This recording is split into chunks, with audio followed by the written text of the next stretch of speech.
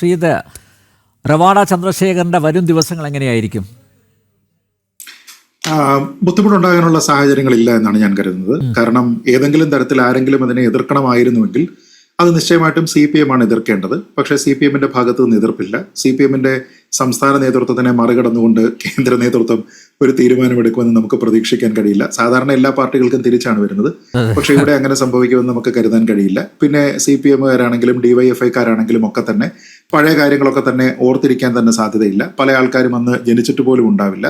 പക്ഷെ CPM ഓർക്കേണ്ടത് ചില കാര്യങ്ങളുണ്ട്. കൂത്തുപറമ്പിലെ നടപടി എന്ന് പറയുന്നത് പോലീസ് അതിക്രമമായിരുന്നുവെന്നും ഭരണകൂട ഭീകരതയായിരുന്നുവെന്നും ഒക്കെ സാധ്യമായ എല്ലാ മാധ്യമങ്ങൾ വഴി ആവർത്തിച്ചു പറയുകയും എഴുതുകയും വാചാലരാകുകയും ഒക്കെ ചെയ്ത ആൾക്കാർ അവരുടെ മുന്നിൽ വരുന്ന ചില ചോദ്യങ്ങൾക്ക് മറുപടി പറയണം. ആർക്കൊക്കെ എതിരെ ഇതുവരെ അവർ നടപടി സ്വീകരിച്ചു എന്നുള്ള കാര്യം മറുപടി പറയണം. ഇതൊരു പൊളിറ്റിക്കൽ എക്സസീവ് പ്രയോഗമായിരുന്നു, അധികാരത്തിന്റെ ഭരണത്തിന്റെ ഒക്കെ തന്നെ ഒരു എക്സസീവായിട്ടുള്ള ഒരു ഫോഴ്സിന്റെ ഉപയോഗമായിരുന്നു എന്ന് പറഞ്ഞാൽ ഇത്രയും കാലം, പിന്നീട് എത്ര കാലം കേരളം അവർ തന്നെയാണ് ഭരിച്ചത്, ഇപ്പോഴും ഭരിക്കുന്നു. ആർക്കൊക്കെ എതിരെ നടപടിയെടുത്തു, ആരെയൊക്കെ ശിക്ഷിച്ചു, നിങ്ങൾ ഈ പറഞ്ഞിരിക്കുന്ന കാര്യങ്ങൾ പോലീസ് നടപടി അനാവശ്യവും അന്യായവുമായിരുന്നു എന്ന് നിങ്ങൾ പറഞ്ഞിട്ടുണ്ടെങ്കിൽ അതുമായി സാധൂകരിക്കത്തക്ക രീതിയിലത്തേക്ക് ഭരണത്തിന്റെ നേതൃത്വം വഹിക്കുന്ന ആരാണ് തെറ്റായി ഇവിടെ ഒരു പ്രവണത ഉണ്ടായിരുന്നു, തെറ്റ് ചെയ്തു എന്ന് നിങ്ങൾക്ക് തെളിയിക്കാനായിട്ട് കഴിഞ്ഞത്?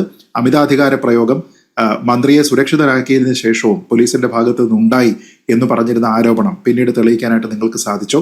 ആൾക്കാരെ നിയന്ത്രിക്കാൻ മറ്റെന്തെല്ലാം മാർഗ്ഗങ്ങൾ എന്ന് സ്വീകരിക്കാമായിരുന്നു തുടങ്ങിയ ചോദ്യങ്ങൾ നിങ്ങൾ മുന്നോട്ട് വെച്ചു. ആ കാര്യം പൊളിറ്റിക്കൽ എസ്റ്റാബ്ലിഷ്മെന്റിന്റെ ഒരു ഉത്തരവാദിത്തമായിട്ട് ഏറ്റെടുക്കാനായിട്ട് നിങ്ങൾക്ക് സാധിപ്പിക്കാനായിട്ട് നിങ്ങൾക്ക് കഴിഞ്ഞോ? അതില്ല. മതിയായ മുന്നറിയിപ്പ് നൽകിയിട്ടില്ല എന്ന് പറഞ്ഞിരുന്നു ഈ പോലീസ് നടപടി ഉണ്ടാകുന്നതിന് മുമ്പ്.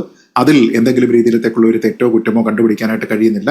ജില്ലാ പോലീസ് സൂപ്രണ്ടിന്റെയും ഈ ASP ആയിട്ടുള്ള റവാഡ ചന്ദ്രശേഖരന്റെയും ഉൾപ്പെടെ വ്യക്തിപരമായിട്ടുള്ള കുറ്റവും കൃത്യവിലോപവും ഒക്കെയാണ് എന്നിവരെ വാദിച്ചു. ഇതൊന്നും തന്നെ അവർക്ക് സാധിച്ചില്ല തെളിയിക്കാനായിട്ട് എന്നുള്ളതാണ് വസ്തുത. അവസാനം ഇതിൽപ്പെട്ടിരുന്ന ഭരണ നേതൃത്വത്തിലുള്ള ആൾക്കാരെയും അതേപോലെ ഫോഴ്സിന്റെ ഭാഗമായിട്ടുള്ള നേതൃത്വത്തിലുള്ള ആൾക്കാരെയും പരമാവധി സ്നേഹിക്കാനും ചേർത്ത് പിടിക്കാനും മാത്രമാണ് അവർക്ക് കഴിഞ്ഞത്. എന്ന് വെച്ചാൽ നിങ്ങൾ ഈ കൂത്തുപറമ്പിനെ എന്ത് ആശയത്തിന്റെ പേരിലാണോ നിങ്ങൾ അന്ന് ആ സമരത്തിനെ നയിച്ചത്, ആ ആശയത്തിനെയും വിട്ടുനിന്നു. അന്ന് നിങ്ങൾ എതിർപക്ഷത്ത് നിന്നിരുന്ന ആൾക്കാരെ പിന്നെ നിങ്ങൾ അംഗീകരിക്കുകയും ചെയ്തു. എന്ന് വെച്ചാൽ ഇനി ഒരു രാഷ്ട്രീയ വേദിയിലും ദയവ് ചെയ്ത് നിങ്ങൾ പുഷ്പനെ അറിയാമോ എന്ന പാട്ടും പാടരുത്.